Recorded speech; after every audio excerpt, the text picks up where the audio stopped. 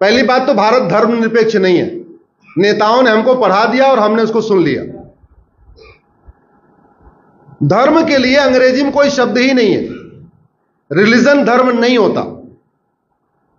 Religion होता है पंथ, धर्म नहीं होता। अगर भारत धर्मनिरपेक्ष होता तो सुप्रीम कोर्ट के जजों की कुर्सियों पे नहीं लिखा रहता यतो धर्मस्ततो जय। सुप्रीम कोर्ट का ध्येय वाक्य है यतो धर्मस्ततो जय, और हाई कोर्ट का ध्येय वाक्य है सत्यम शिवम सुंदरम।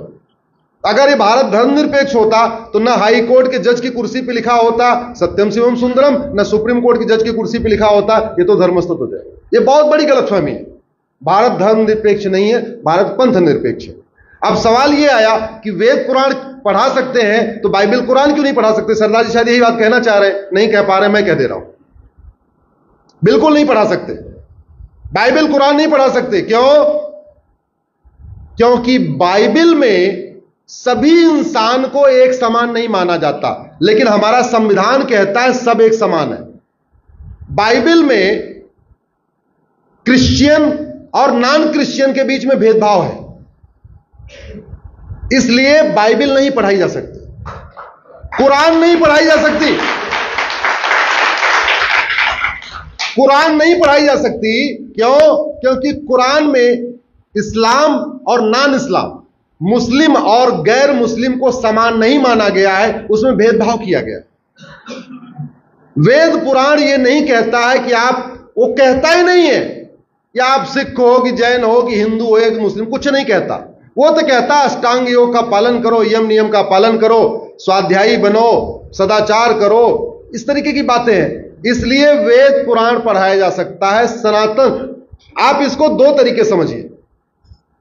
दुनिया में 1100 रिलीजन है, अगर भारत के परिप्रेक्ष्य में देखें तो दो तरीके, भारत में दो तरीके के रिलीजन है। एक इंडियन ओरिजिन रिलीजन, एक फॉरेन रिलीजन।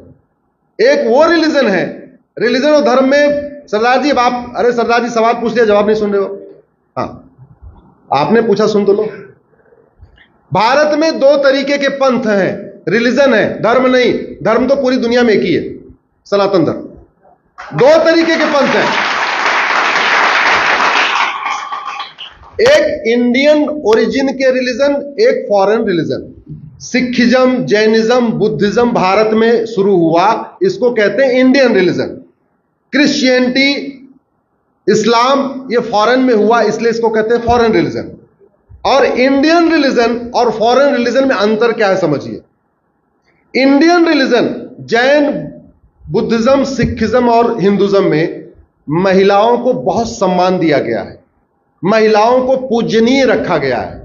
फॉरेन, किसी भी फॉरेन रिलीजन में महिलाओं को पूजनीय कहा गया है।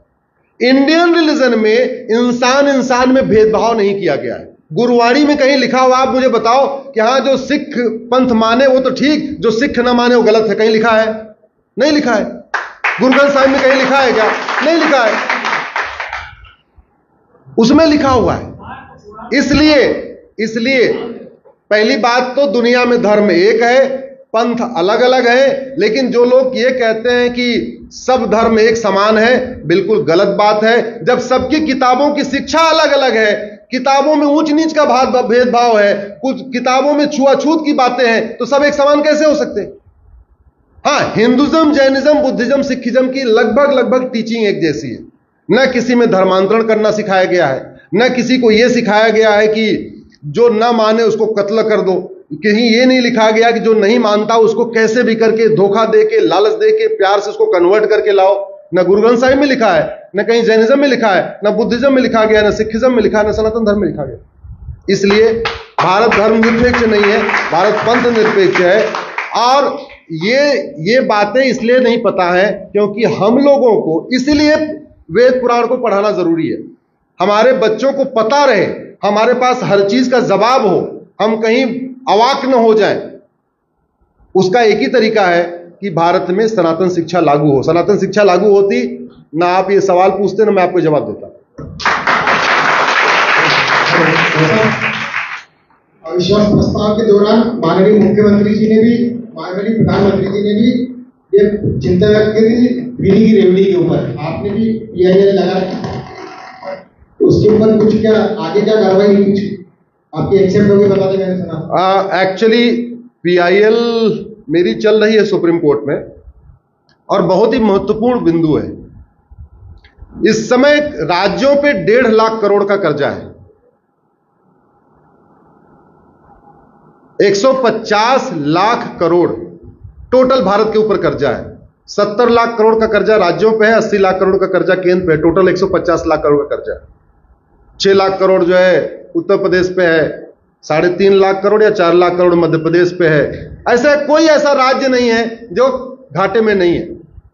दिल्ली में जहां सबसे ज्यादा मुफ्तखोरी चल रही है वो भी 50,000 करोड़ के कर्जे में है। 50,000 करोड़ का कर्जा दिल्ली जैसे छोटे राज्य के ऊपर है। केरल जैसे छोटे राज्य पे 3 लाख करोड़ का कर्जा है। 3 लाख करोड़ का कर्जा आपके छत्तीसगढ़ पे है। 3.5-4 लाख करोड़ के आसपास आपके मध्य प्रदेश पे है। 4 लाख करोड़ के आसपास बिहार पे है। सारे राज्यों में डूबे पड़े हैं। अब उधार लेके घी पीना या उधार लेके मिठाई खाने से क्या हालत होगी, ये तो आप अपने परिवार में समझ सकते हैं कि जहां मौज मस्ती हो रही है, घर के ऊपर कर्जा भी है, ब्याज लदा जा रहा है, फिर भी बढ़िया मौज मस्ती हो रही है, तो घर की क्या हालत होगी? घर बचेगा क्या? जब घर नहीं बचेगा देश कैसे बचेगा? वो सुनवाई पे नहीं आ पा रही है क्योंकि बीच में आर्टिकल 370 शुरू हो गया। अभी 2-4 मैटर और शुरू हो गए। PIL हमेशा चीफ जस्टिस के यहां सुनी जाती है, वो दूसरे जज के यहां सुनी नहीं जाती है। और PIL के लिए सुनने के लिए कम से कम 2 जजों की बेंच होनी चाहिए। सिंगल जज में सुना भी नहीं जाता, तो इसलिए लग नहीं पा रही है। मैंने भी कोशिश किया था, उसको रिक्वेस्ट भी किया था जल्दी लगा दीजिए, लेकिन हमारा वो जो फ्रीबीज वाली PIL 3 जजों को रेफर हो गई है। जो मुफ्तखोरी रोकने वाली PIL है वो 3 जजों को रेफर हो गई है। हमने उसमें ये कहा जो चीजें सरकार फंडामेंटल राइट को प्रोटेक्ट करने के लिए दे रही हो वो तो मुफ्त में हो सकती है। शिक्षा मुफ्त में हो सकती है, चिकित्सा मुफ्त में हो सकती है, ठीक है, सड़क पे चलना मुफ्त में हो सकता है, पानी भी एक बार मुफ्त में हो सकता है। हालांकि पानी मुफ्त में नहीं देना चाहिए, नहीं तो पानी की बर्बादी ज्यादा होती है।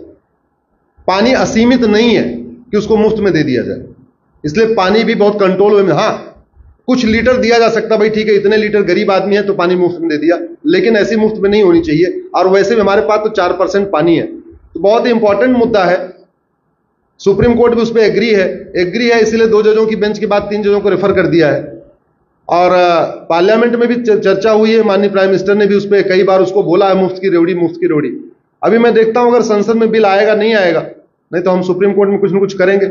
हम अपना प्रयास कर रहे हैं, सांसद अपना प्रयास करें, लेकिन अब उसका एक ही तरीका है, जनता भी अपना प्रयास करे।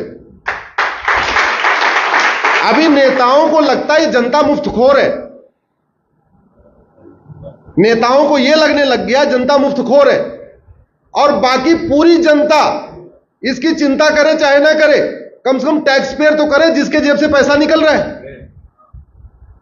अरे भैया जो टैक्स नहीं दे रहा है वो कोई बात नहीं, उसको चिंता नहीं है। अपने बच्चे को आप 500 की नोट देते हो, अगले दिन फिर 500 मांगता है, पूछते हो नहीं पूछते भाई कल 500 दिया था क्या किया? पूछते हो नहीं पूछते हो? और हर साल लाखों रुपए टैक्स दे रहे हो और पूछ ही नहीं रहे हो सांसद विधायक मंत्री से भैया मेरा टैक्स का पैसा हो क्या रहा है, ये मेरा पैसा बर्बादी में कहां जा रहा है? इस देश में 10 करोड़ टैक्स पेयर हो चुके हैं। अब 10 करोड़ टैक्स पेयर हो चुके हैं। ये 10 करोड़ टैक्स पेयर अगर कम से कम अपनी जिम्मेदारी समझ लें, ये सवाल करना शुरू कर दें, ये पूछना शुरू कर दें, देश की व्यवस्था बदल जाएगी।